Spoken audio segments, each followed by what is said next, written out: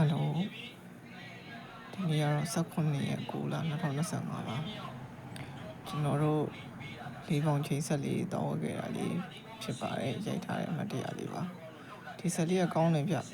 Japan Original ဆက်လေးကျွန်တော်တို့ကားရဲ့မီပလက်ပေါ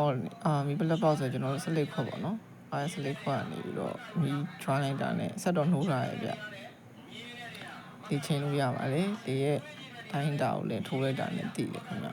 တော်တော်ကောင်းတဲ့ဆက်လေးပါအားလေးတော့ဝယ်ပြီးခဲ့ပါတယ်အားလုံးပဲ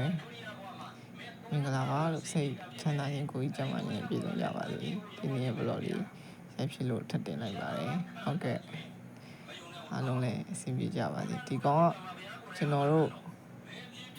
တစ်လုံးပေါ့နော်ဒါနောက်ထပ်တစ်လုံးလဲနှလုံးဆန်းပြတာပဲ